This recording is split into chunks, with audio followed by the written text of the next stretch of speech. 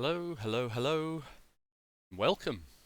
Welcome to another Focus On video from Il L'Amour. We're looking at Settlers 2 10th Anniversary Edition, the baker who has just entered his bakery. And we're going to look and see how long it takes him to make bread, what he needs in order to make that bread, and how fast he can do it in order to supply our mines. Thank you for joining me. We're going to dive into this and look at some of the delightful oddities of the baker. The two resources that he needs are water, which you get from a well, flour, which you get from a mill. He needs these in equal quantities. He needs one of each to make bread. Baker has a very simple work day. He comes out, checks his bread on the oven, and he never learns. He always burns his hand.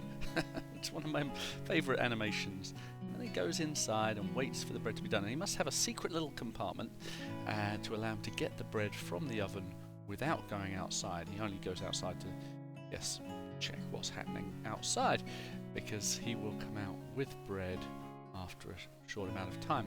Within his bakery he can store 6 flour and 6 water. So as long as you're resupplying at least 1 flour and 1 water during the time he's making the bread, won't run out, and one guy can supply that. As you can see, he's got in his hand a rolling pin. That is his tool. No one else uses it. So if you make a rolling pin, you've made a baker.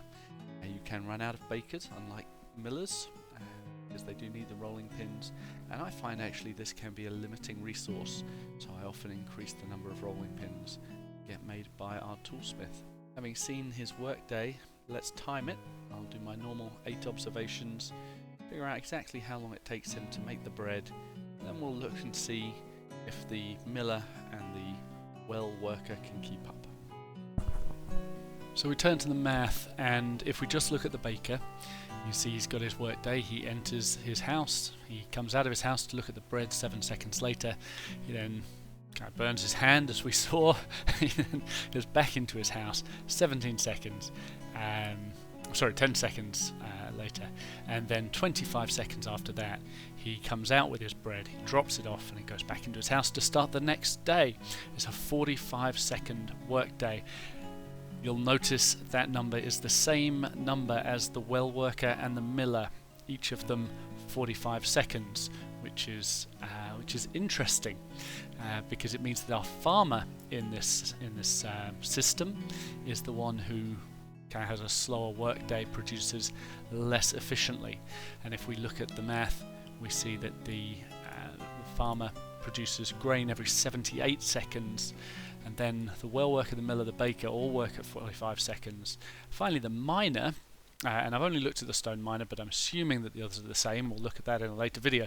But the miner will consume food and produce stone every 49 seconds. So what we want to do is work out the optimal number of farmers to well workers and miners, etc., etc. So what we've looked at is, before we've said, well, 2 farmers, 1 well worker, 1 miller, 1 baker, that'll work well, and it does work well. After 20 seconds you've got just 6 extra grain, I think. 6 extra grain to your stone. It's about 80% efficiency. You've got 24 stone out of 30 products that you've produced. Now, we have looked at a better ratio. We've looked at the 7-to-4 ratio, 7 farmers to 4 of all the others, and that does give you better efficiency. It gives you 91% efficiency. You're going to have, if you have that much resources, you're going to have 96 stone out of 105 resources that you've produced, which is pretty good, because you want stone, you don't need bread, you don't need grain. I did then go and look at the efficiency of the different ratios, and so if you've got 2 farmers and you've got 1 of each of the others, you get this 80% efficiency. You've got 3 farmers and 1 of the others, it goes down to almost half efficiency after 20 minutes. I should mention that this is after 20 minutes. Every time you have an even number of farmers, you get 80% efficiency, because you just halve the number of the others. But we've seen before our 7-to-4, that 91% efficiency that's about as good as it gets, unless you're getting up to ridiculous numbers of farmers, more than 20. We can see that if you've got 13 farmers and 14 farmers and 8 of the others, you get 91% efficiency again, but you don't really get better than that until, well, you would equal that, I guess, at 21. So what have we learned? We've learned that you probably want to have twice as many farmers as you do millers, well workers, bakers, and in the end miners, unless you've got other food sources, in which case, you know, you're going to have to readjust. But if you're doing a lot of mining, if you've got a big setup, you can get away with 1 less mine. You can get away with 7 if you've got 4 of each of the others. I think that's worth knowing. You get pretty good efficiency. Your road network's going to be running pretty well. You're not going to be transporting all these extra goods that don't do you any good in the end. Of course, you know me, I've got to push it, and you can get up to 92% efficiency if you get 40 farmers and 23 of the others, and actually that's as good as you can get if you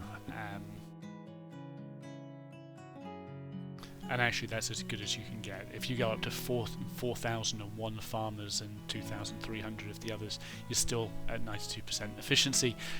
40 and 23. If you're producing that much, well, good on you. You deserve to win.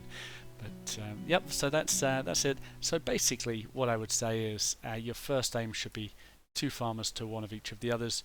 Your second aim, if you've got lots going on, 7 to 4, and if you're absolutely insane, go for the 40 for 23.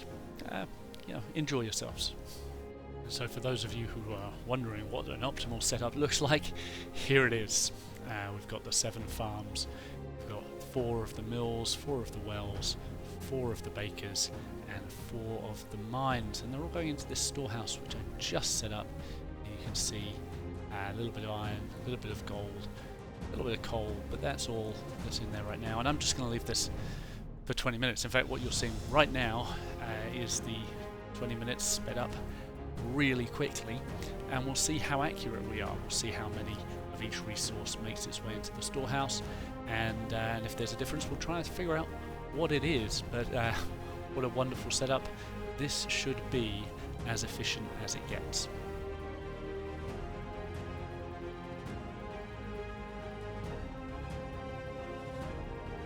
There it is, 20 minutes has gone by, and what do we got? Well, we've got 28 of each of these resources pretty much, but 25 gold for some reason, 26 now, and we've got some stone, we've got no leftover grain, we've got 3 leftover bread.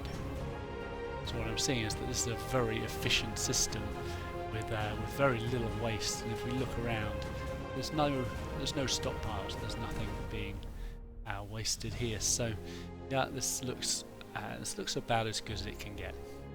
And what I forgot, of course, was that you can store bread in the mines themselves, and so there we have it. We have 8 bread probably in the mines themselves. We've got some extra goods in the bakery there.